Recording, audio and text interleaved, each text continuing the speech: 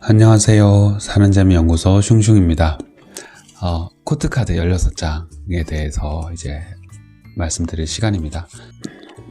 사실 코트카드가 제일 어려운 카드라고 해요. 타로를 잘 다루시는 분과 초보 모두가 이 16장의 궁정 카드들, 코트카드들이 제일 어렵다고 많이들 이야기하십니다.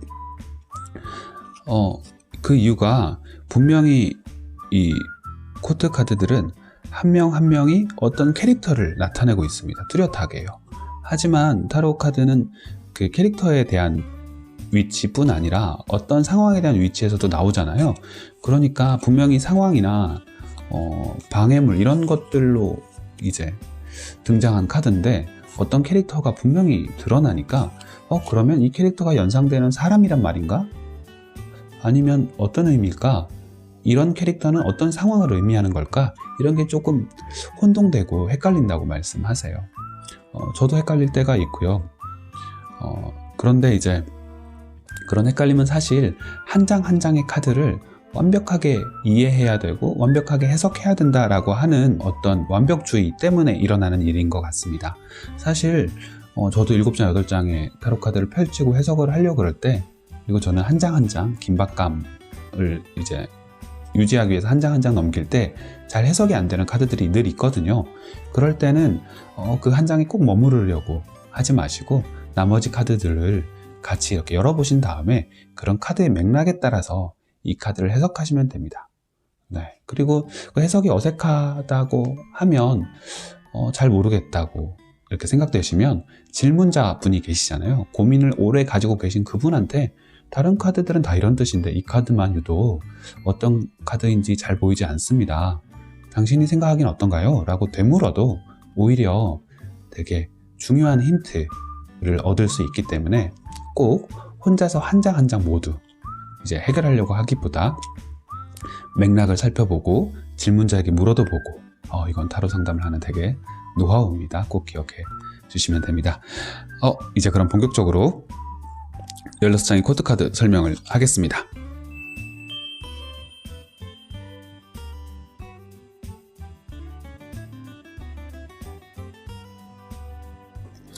네, 지금까지와는 다르게 이렇게 수트별로 이 시종부터 기사, 여왕, 왕, 코트카드 4장을 슈트별로 한꺼번에 이렇게 설명을 드리겠습니다. 왜냐하면 이 카드들은 한 인물의 성장 과정이기도 하거든요. 그런 맥락을 가지고 또 설명을 드리면 이해하기가 조금 더 쉽겠다고 생각해서 한번 시작해 보겠습니다. 먼저 지팡이 카드입니다. 지팡이 카드는 불, 생명, 새싹, 그리고 자신의 성장, 진로, 취미, 내가 원하는 것, 이런 것들을 뜻한다고 말씀드렸잖아요. 저는 시종, 기사, 여왕, 왕이라는 표현보다 소년, 청년, 그리고 다 큰 성년, 성년은 장년과 노년을 모두 포함합니다. 모두 어떻게 보면 충분히 성장한 이후임을 뜻하고요. 자리 잡음을 뜻한다고 볼 수 있겠네요. 그래서 소년, 청년, 이제 성년, 네, 이렇게 구분하겠습니다. 다시 시작할게요. 네, 지팡이의 그러면 시종이 아니라 소년 카드는 그러면 성장을 원하는 소년, 이렇게 해석됩니다. 성장을 원한다는 이유는요, 이 인물의 시선을 보면 아주 명확합니다. 시선이 정면이거나 아래도 아니고 위를 바라보고 있어요. 우리는 어떨 때 위를 바라보나요? 성장하고 싶을 때, 더 나아지고 싶을 때. 그래서 지팡이를 들고 외롭고 이제 황량한 사막을 나서면서 난 더 나은 사람이 될 거야 라고 결심하고 있습니다. 그래서 자신의 성장에 관심이 있기 때문에 연애나 무슨 동업이나 이런 관계들의 카드에서 이게 나오면 다소 이기주의적인 사람일 수 있습니다. 왜냐? 나한테 관심이 제일 많으니까요. 네. 그리고 다른 카드들보다 소년이기 때문에 어리고 미숙하기 쉽겠죠. 네, 이것도 기억해 주시면 좋고요. 나랑 지금 당장 같이 일해야 되는 사람인데 소년 단계야. 내가 키워야 되는구나. 나랑 결혼할 사람인데 나랑 함께할 누군가인데 소년이야. 키워야 됩니다. 네, 그 고생 하시려면 같이 가십시오. 네, 그리고 이 소년이 자라서 청년이 됩니다. 붉은색 말을 타고 있는 청년입니다.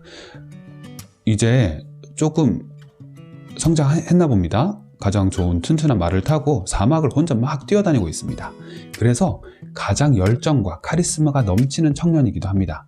그래서 이 청년을 열정에 불타는 청년이라고 하고요. 그래서 열정에 불타면 뭐 하겠어요? 이리저리 막 다니죠. 그래서 승진이나 이사, 이직 이런 이동수를 가지고 있는 숫자기도 합니다. 하지만 연애에서 이동수는 뭐겠어요? 다른 사람한테 간다입니다. 혹은 나와 함께 있으면서도 다른 사람에게 갈 수 있는 이런 바람둥이 카드이기도 합니다. 이제 성년이 되면 두 갈래로 나뉩니다. 예전에 남존여비라고 하죠. 그렇게 성차별이 심했던 시대의 타로카드 해석은 이제 여왕이 작은 힘, 이제 왕이 더 큰 힘을 뜻했던 시절이 있었다고 하는데요. 하지만 지금은 그렇게 해석할 필요가 전혀 없습니다. 둘 다 어떤 성년의 단계, 완성된 단계를 뜻합니다. 하지만 조금 뉘앙스가 다르다고 보시면 됩니다. 이렇게 보니까 불편하네요. 여왕 같은 경우는 전문가로서 자리 잡은 경우입니다. 그래서 이 성장과 열정이 가득한 청년이 이 열정 그대로를 가지고 대장이 됐으니 얼마나 멋진 리더겠어요. 매력적인 리더입니다. 타로카드에서는 여성을 이렇게 정면으로 앉혀놓고 이렇게 다리를 쫙 벌리고 앉혀놓지 않습니다. 옛날에 만든 그린 카드들이니까요. 하지만 이 카드의 여왕은 유난히 정면으로 앉고 다리를 쫙 벌리고 앉아 있습니다. 무슨 뜻이냐?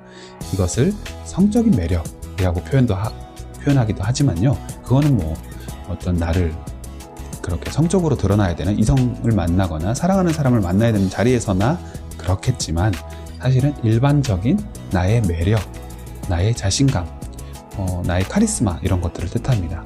그게 저절로 흘러 넘치는 리더인 거예요. 그러니까 이렇게 츤데레로 유명한 고양이도 앞에서 딱 지키고 서 있죠. 그러니까 너가 일부러 팀을 만들고 일부러 누군가를 이끄는 것이 아니라 너의 매력과 너의 지금까지 이뤄온 커리어를 보고 사람들이 저절로 따를 거야 라는 매력적인 리더를 뜻하는 카드가 이제 지팡이의 여왕 카드고요. 한편으로는 지팡이의 왕 카드는 이 사람을 좋은 말로 개척자라고 하는데요. 이제 나쁜 말로는 이제 그칠 줄 모르는 끊임없이 새로운 길을 이제 개척하는 사람입니다. 왜 이게 나쁜 말이냐고요? 같이 일하는 사람을 생각해 보십시오. 우리 리더가 일 하나 겨우 끝마쳐놨는데 같이 축하하지도 않고 수고했어 한마디 없이 야 우리의 다음 일은 저거야 라고 말하는 겁니다. 같이 일하는 사람은 죽겠죠. 그래서 이 왕은 심지어 자기 이 앉아있는 이 왕의 의자를 이제 성 안이 아니라 성벽 밖에 세워둡니다. 왜냐? 내게 아직 아닌 미지의 땅을 보고 여전히 새로 뭔가 개척할 궁리만 잔뜩, 새로운 일을 벌릴 궁리만 잔뜩 하고 있는 겁니다. 소년, 청년 그대로 이렇게 왕이 돼서 그러고 있는 거죠. 하지만 왕은 좀 자리 잡았으니까 쉬기도 하고 돌보기도 하고 아랫사람들 챙기기도 하고 그래야 됩니다. 그러지 않으려면 이렇게 왕국을 이루는 게 아니라 이렇게 매력을 뿜뿜하는 프리랜서 전문가가 됐어야죠. 이런저런 스토리를 더해봅니다. 딱 이렇게만 해석되는 건 아니고요.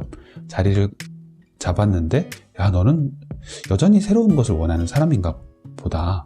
아니면 너가 그 자리에 가면 사람들이 너의 매력을 알아볼 거야. 이렇게 해석되기도 하고요.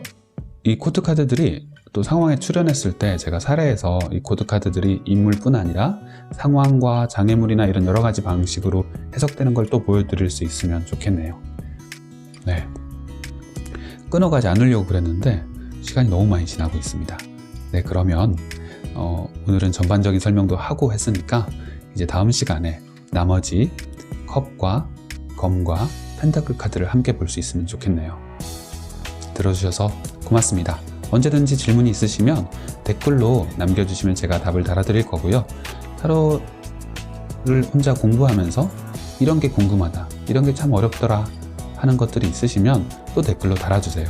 제가 이 쭈루룩 타로카드의 전반적인 설명이 끝난 다음에는 여러분의 댓글로 궁금한 점을 가지고요. 하나하나 Q&A 식으로 또 답을 해드리는 영상을 찍으려고 합니다. 많은 관심 부탁드립니다. 고맙습니다. 고맙습니다.